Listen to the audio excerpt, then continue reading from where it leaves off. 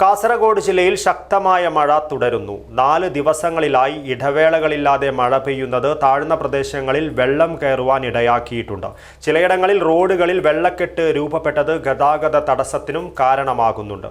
അപകടകരമായ രീതിയിൽ ജലനിരപ്പ് ഉയർന്നതിനെ തുടർന്ന് ജില്ലയിലെ നീലേശ്വരം, മൊഗ്രാൽ പുഴകളിൽ ഓറഞ്ച് അലർട്ട് മുന്നറിയിപ്പുണ്ട്. ഈ സാഹചര്യത്തിൽ ഈ നദികളുടെ തീരത്തുള്ളവർ ജാഗ്രത പാലിക്കണമെന്നും നിർദ്ദേശമുണ്ട്.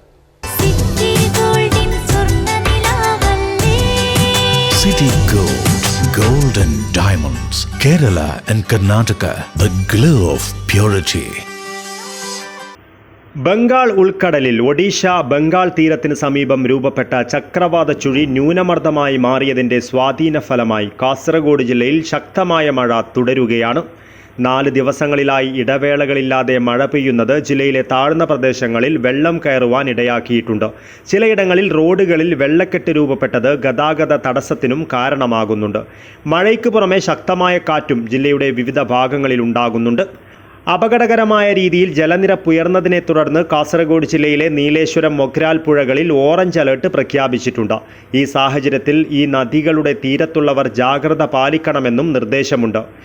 രാവിലെ കനത്ത മഴയെ തുടർന്ന് വീരമലക്കുന്നിലെയും ബേവിഞ്ച റോഡിലൂടെയുമുള്ള ഗതാഗതം നിരോധിച്ചിരുന്നു. പിന്നീട് ഇത് പുനഃസ്ഥാപിക്കുകയും ചെയ്തു. നിലവിൽ വെള്ളി, ശനി ദിവസങ്ങളിൽ കാസർഗോഡ് ജില്ലയിൽ ഓറഞ്ച് അലേർട്ടാണ്. ശനിയാഴ്ച കഴിയുന്നതോടെ ന്യൂനമർദ്ദം ദുർബലമാകുകയും കേരളത്തിൽ മഴയുടെ ശക്തി കുറയുമെന്നാണ് കാലാവസ്ഥാ പ്രവചനം.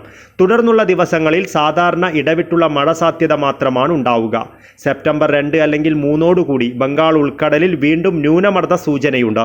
നിലവിലെ സൂചന പ്രകാരം ഓണം ആദ്യ ദിവസങ്ങളിൽ വടക്കൻ ജില്ലകളിൽ മഴയുണ്ടാകുമെന്നാണ് പ്രതീക്ഷിക്കപ്പെടുന്നത്.